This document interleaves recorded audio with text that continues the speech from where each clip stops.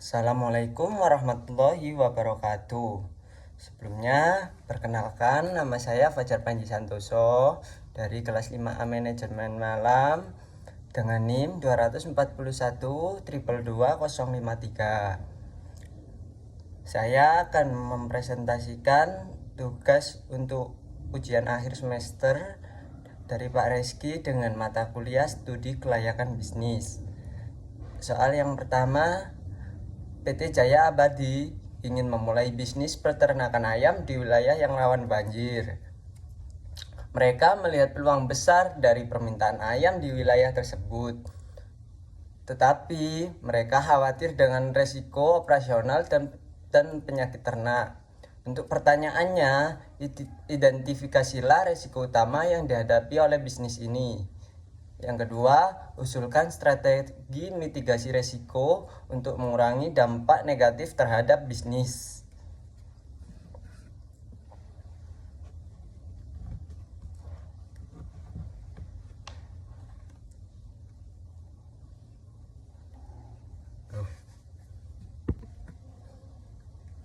Ada 4 risiko utama dari perusahaan ini dikarenakan membangun peternakan di area yang rawan banjir. Yang pertama yaitu tidak lain dan tidak bukan risiko banjir yang merusak infrastruktur dan juga kandang.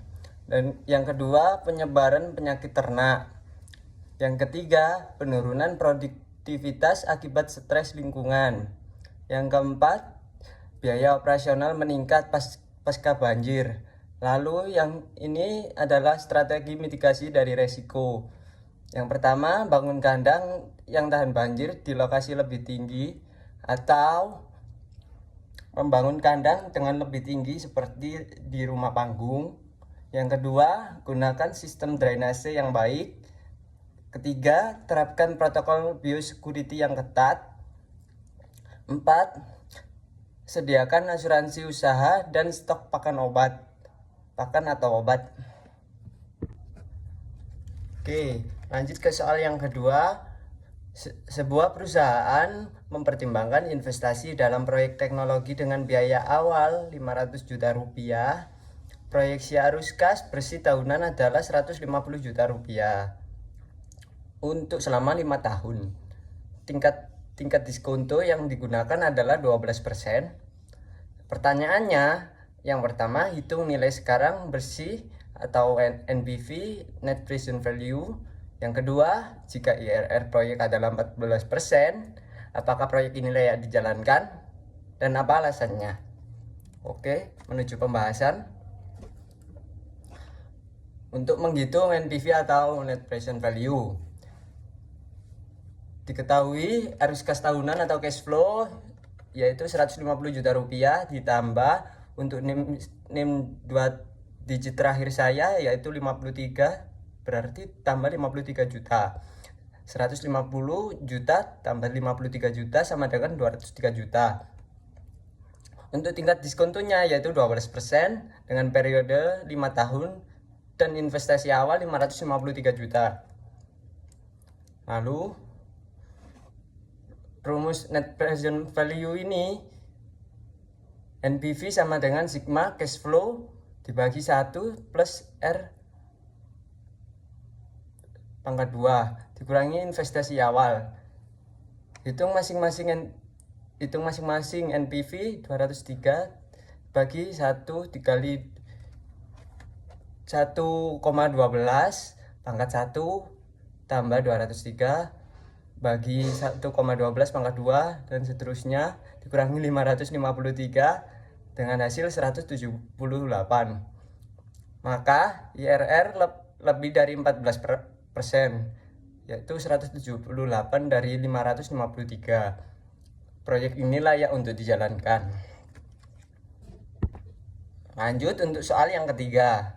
Sebuah usaha bakery membutuhkan investasi awal sebesar 100 juta rupiah. Pendapatan per bulannya diproyeksikan mendapatkan 20 juta rupiah dengan biaya operasional yang kurang lebih 12 juta rupiah. Untuk pertanyaannya, hitung waktu balik modal atau payback period. Dan yang kedua, apakah usaha ini layak dijalankan jika balik modal maksimal yang diharapkan adalah 2 tahun. Lalu untuk pembahasannya, kita menghitung payback period dengan pendapatan per bulan sama dengan 20 juta ditambah 53 juta dari 2 digit NIM saya sama dengan 73 juta. Untuk biaya operasional per bulan sama dengan 12 juta rupiah tambah 2 digit dari NIM belakang saya yaitu 53 juta rupiah sama dengan 65 juta rupiah. Dengan laba bersih berbulan 73 juta rupiah dikurangi 65 juta rupiah sama dengan 8 juta rupiah. Untuk rumus payback period sama dengan investasi awal dibagi laba bersih bulanan sama dengan 153 dibagi 8 yang ketemunya yaitu 19,1 bulan.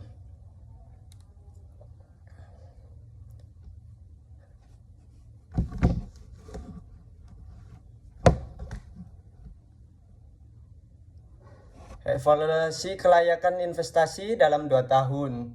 Total laba bersih dalam 2 tahun, laba totalnya 8 kali 24 sama dengan 192 juta rupiah. Dikarenakan 192 juta rupiah lebih dari 153 juta rupiah, investasi ini layak untuk dijalankan. Oke, untuk soal terakhir, sebuah perusahaan minuman herbal ingin membangun pabrik di 2 lokasi. Lokasi A lebih dekat dengan bahan baku tetapi jauh dari pasar, sedangkan lokasi B lebih dekat dengan pasar utama.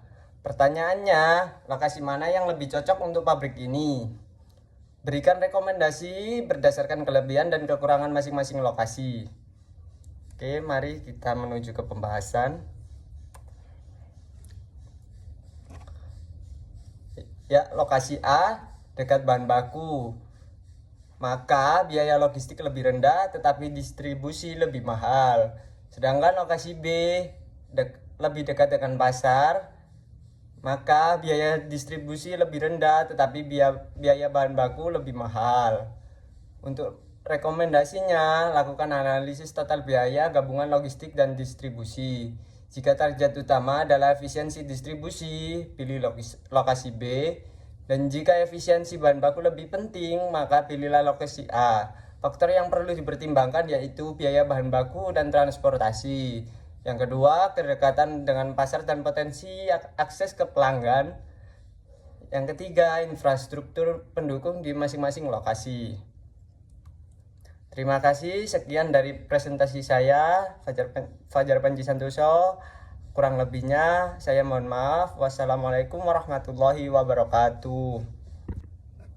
Oke, lanjut ke soalan yang keempat. Sebuah bisnis catering memiliki biaya tetap 50 juta rupiah per bulan dan biaya variabel 25.000 per porsi. Harga jual per porsi ialah 50.000 rupiah. Pertanyaannya, berapa jumlah porsi yang harus dijual untuk mencapai break-even point atau BEP? Yang kedua, jika rata-rata penjualan per bulan ialah 2.000 porsi, apakah bisnis ini menguntungkan? Oke, lanjut ke pembahasan. Yang pertama yaitu menghitung break-even point atau BEP. Dengan rumus BEP sama dengan biaya tetap dibagi harga per unit kurangi biaya variabel. Selanjutnya BEP ini 103 juta dibagi 50.000 dikurangi 25.000. Yang ketemunya 103 juta dibagi 25.000. Maka hasilnya yaitu 4.120 porsi. Yang kedua, rata-rata penjualan 2.000 porsi per bulan. Penjualan bulanan 2.000 porsi. Karena penjualan 2.000 kurang dari BEP yang hasilnya tadi 4.120, bisnis ini dikatakan belum menguntungkan.